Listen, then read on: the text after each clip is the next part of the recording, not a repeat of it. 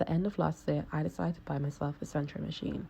You've probably seen loads of these floating around TikTok, and honestly, they are just as fun as they look.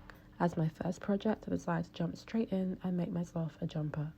Safe to say, it was very difficult because I didn't know what I was doing. There were a lot of tears, a lot of stress, but somehow I still ended up with a pretty decent jumper by the end of it. So of course, the only thing to do is to try and make another one with only a little bit more experience. So it's a couple days, we're not even in the same year as the last time I filmed. It's actually the second day of January, so we're in 2023 right now, and I wanted to make another top. The top that I made just now, yeah, she's okay. She's okay, but she was definitely a learning curve. I have gotten a lot more use out of my Sentro machine over Christmas, making gifts and stuff. And I have other ideas. I've got different colours I want to use and a different way of making the sleeves I think would be better for me. I'm thinking of making a reversible top out of this kind of blue. This yarn is like, I don't even know how to explain it, but it's got this really nice like roped effect, and it's very, very, very soft and smooth. Yeah, as you can see, it's a little bit tangled, so I don't know how I'm gonna do this. I'm just gonna snip it off. 2023 is all about being happy, and untangling yarn when time is of the essence doesn't make me happy.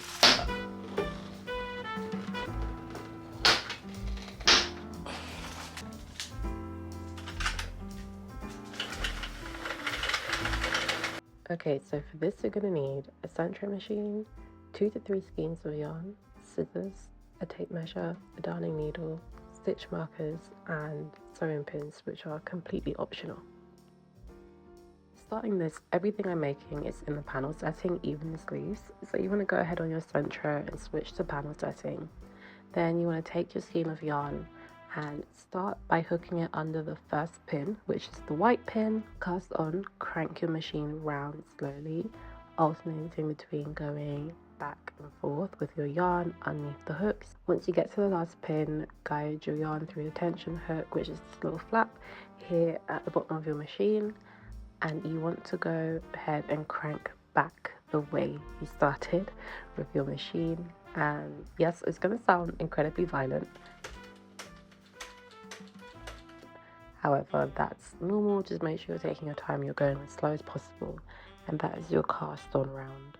Each time you complete a row, your machine will automatically stop and you won't be able to crank your machine any further past this. Do not, by any means, do not try and push past this. You will break your machine. Simply go back the other way. So wind it backwards and that will create a brand new row. So when I was finished making my rounds, I can't remember how many it was, I think it was like 85. I went ahead and I took a tape measure and I measured the length of it just to double check what I was working with. Now, I don't believe you're meant to stretch the fabric. I did get a very inaccurate read of how long it is, but it ultimately came up to 16 inches. So I went ahead, measured out some yarn and started the process of casting off. The way you want to do this is unhook your yarn from the tension guide and unhook it from the pin that it's attached to, and slowly start cranking out around on your machine. You want to go really slowly with this so that you don't drop any of your stitches, because that's going to be a nightmare and a whole other situation. So go really slow. I went ahead and attached my darning needle to my yarn and started picking up the stitches. It's really simple to pick them up. You just want to go ahead and insert your darning needle into the loop that's left on the machine, really gently, really slowly, and pull the yarn through. Once you start picking these up, you'll eventually see that your work starts to fall off the machine and it's all on this string of yarn that you've got going on. So you want to do this, keep cranking slowly, keep picking up your stitches really slowly, and eventually you should have everything off the machine.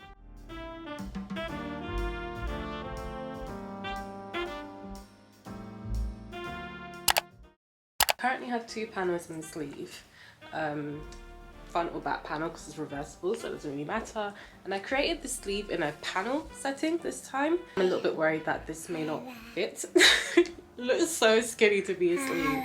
So putting this thing together, I initially tried to do this earlier in the day, watching Love Life on Netflix, which is a really good show if you're looking for something new to watch. But of course, I got super distracted. So I decided to do this later in the evening. I measured out 4 inches on either side of the body section of this and placed a stitch marker and went ahead and slip stitched right up until I hit the marker. And that gave me something that looked like this, which is, I think this would be a very cute vest top, I'm not gonna lie.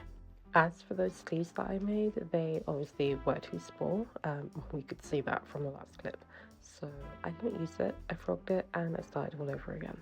I don't even know how long it's been that I've been working on the sleeves for this thing, and I'm at that point where you're making something that's, I guess, intricate in a way, that you're just over it. So I'm very much over this. I made the other sleeve, it's in navy. This measures, I think, around 26 inches, but it's 135 rows, so I've got 35 rows left to do. And I'm gonna go ahead and show you guys how I stitch it on to the body of the jumper, and we should be done.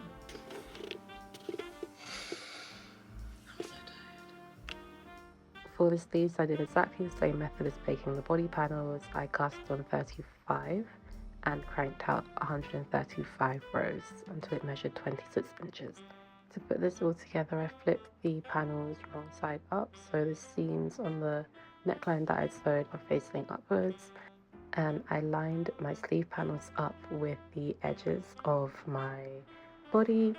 And for this I decided to use sewing pins, which I don't think is the best way, but I didn't feel like stitch markers were holding the work as well as I'd want them to without using a whole bunch, so I decided to use some sewing pins. If anyone has any recommendations or something better to use, please let me know, because this was not it. And I tried my best to align it as perfectly as I possibly could. Where I went wrong is that I didn't stretch the sleeve panel out enough. So if I had stretched it a bit further down along the outer edge of the body, it probably wouldn't have been so tight on the underarms, but hey, you live, you learn. Now I know what to do next time. The same as putting together the neckline and the shoulders, I just slip stitched all the way through. So that was one side, and I did exactly the same thing for the other sleeve. Once I had finished putting the sleeves on, I went ahead and folded my work in half, still with the wrong side facing upwards, and I pinned along the sides, so the side seams of the body panel and the seam of the sleeves as well. Top tip, try to align the corners of your underarm piece together first. That's the first pin you should insert, so that the rest of your top can be as symmetrical as possible. And again, just the same as everything else, I slip stitched all the way from the bottom of the top all the way through up to the end of my sleeve.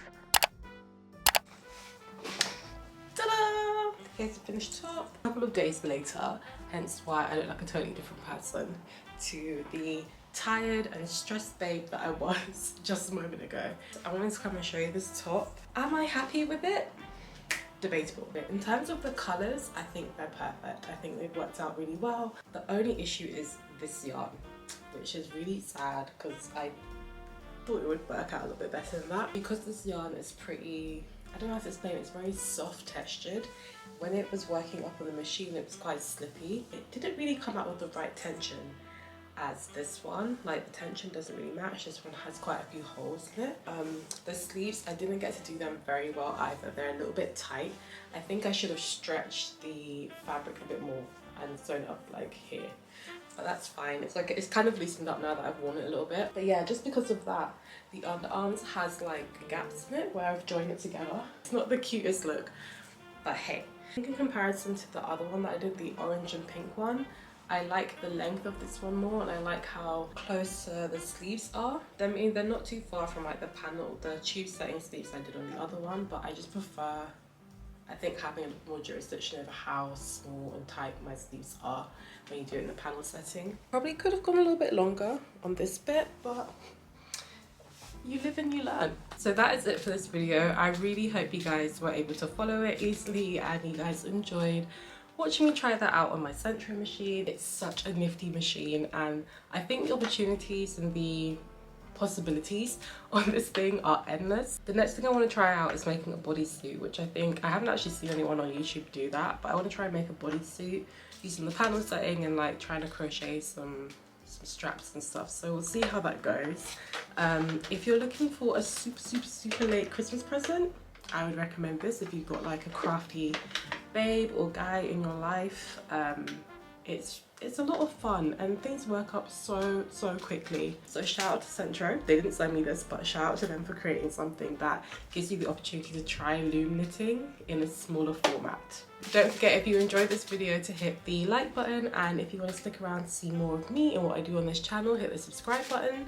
Thank you so much for clicking on this video and checking out this attempt at a cropped sweater sort of situation.